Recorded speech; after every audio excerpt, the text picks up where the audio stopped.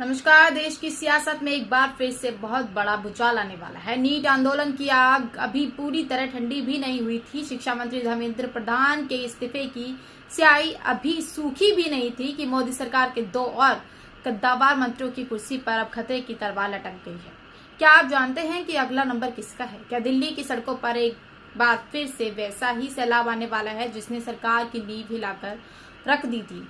आज हम आपको वो अंदरूनी खबर बताने जा रहे हैं जिसे सुनकर सियासी गलियारों में हड़कंप मच गया है। अगर आपको लगता था कि जंतर मंतर का आंदोलन खत्म हो गया है तो आप गलत हैं। पिक्चर तो अभी शुरू हुई है, क्योंकि अब कांग्रेस जनता पार्टी यानी सीजेपी ने एक ऐसे मुद्दे पर आर पार की लड़ाई का ऐलान कर दिया है जो सीधा आपकी जेब और आपके भविष्य से जुड़ा है। दोस्तों, आपको याद होगा कि जंतर मंतर पर 37 दिनों तक चले नीट आंदोलन की धमक कितनी जोरदार थी। ये उसी जान दबाव का नतीजा था कि कभी न झुकने का दावा करने वाली सरकार को घुटने टेकने पड़े और देश के शिक्षा मंत्री को अपना पद छोड़ना पड़ा। लेकिन सरकार के लिए राहत की सांस लेने का वक्त अभी नहीं आया है। कांग्रेस जनता पार्टी के संस्थापक अभिजीत दीपके ने अपनी 2 दिन की कोर ग्रुप बैठक के बाद एक बेहद चौंकने वाला प्लान तैयार किया है। दीपके ने साफ कर दिया है कि सीजेपी अब कोई चुनाव नहीं लड़ेगी, बल्कि देश में एक प्रेशर ग्रुप की तरह काम करेगी। उनका साफ कहना है कि हमारी लड़ाई सिर्फ शिक्षा विभाग की धांधली तक सीमित नहीं थी। अब उनका सबसे बड़ा और सीधा टारगेट है E20 पेट्रोल का मुद्दा, झारखंड का छात्र आंदोलन और देश में बढ़ती बेरोजगारी। और यकीन माने E20 पेट्रोल वो मुद्दा है जो इस वक्त मोदी सरकार के गले की सबसे बड़ी फांस बन चुका है। अब आपके मन में सवाल उठ रहा होगा कि आखिर ये E20 का मुद्दा इतना बड़ा क्यों हो गया है? क्या मंत्रियों की कुर्सी छीनने की नौबत आ गई?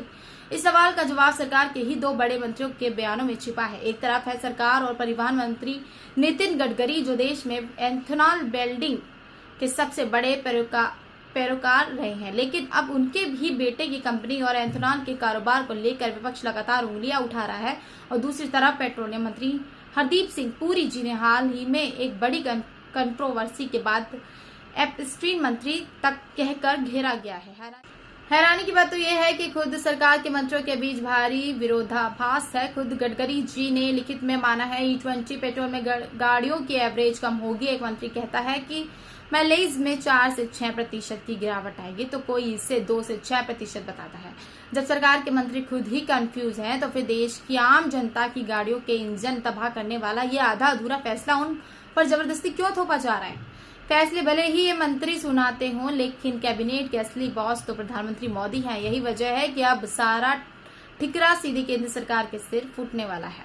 इस राजनीति आग में पेट्रोल डालने का काम किया है दिल्ली के पूर्व मुख्यमंत्री अरविंद केजरीवाल ने। कुछ ही घंटे पहले दिल्ली की सड़कों पर जो बवाल हुआ उसने सरकार की नींद उड़ा दी है। 2,33,000 से ज्यादा पिटीशन लेकर अरविंद केजरीवाल ने सीधे प्रधानमंत्री आवास की तरफ कूच कर दिया। पुलिस ने रोका तो वो नहीं, धरने पर बैठ गए। केजरीवाल ने सरकार पर जो आरोप लगाए वो बेहद संगीन। उनका खुलासा आरोप है कि E20 पेट्रोल का ये पूरा खेल विदेशी दबाव में चल रहा है। दावा किया जा रहा है कि अमेरिका के पूर्व राष्ट्रपति डोनाल्ड ट्रंप के दबाव में आकर मोदी जी ने ये फैसला लिया ताकि अमेरिका का एथेनॉल भारत के बाजार में खपाया जा सके। अब जरा सोचिए, एक तरफ अरविंद केजरीवाल का ये उग्र प्रदर्शन और दूसरी तरफ अगर अब सीजेपी भी E20 को लेकर जंतर मंतर पर अनिश्चितकालीन धरने पर बैठ गई, तो मोदी सरकार इस भयंकर राजनीति सुनामी को कैसे रोकेगी? आज देश में जो बेचैनी है वो बिना कारण नहीं है। सीजेपी के अभिजीत दीपके ने जो बयान दिया है वो भारतीय लोकतंत्र की सबसे बड़ी कड़वी सच्चाई है। उन्होंने मंच से साफ कहा कि आज देश की जनता का भरोसा सिर्फ नेताओं से नहीं बल्कि न्यायपालिका, चुनाव आयोग और मीडिया जैसे तमाम बड़ी संस्थाओं से पूरी तरह उठ चुका है।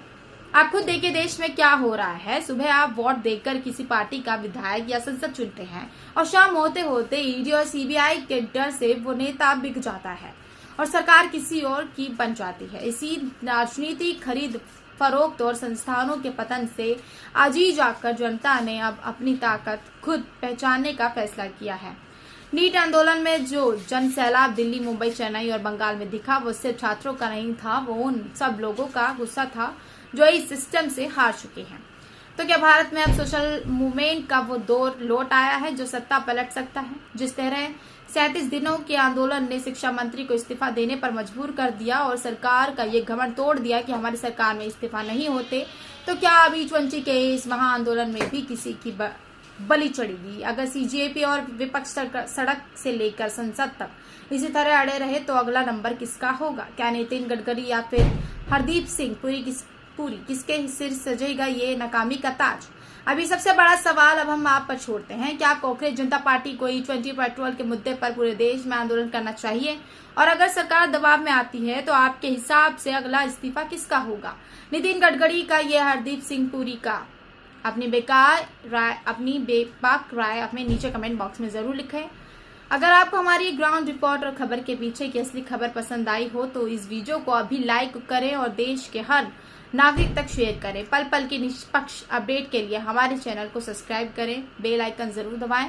मैं थी आपके साथ ज्योति डाबल। इजाजत दें मुझे। जय हिंद, जय भारत।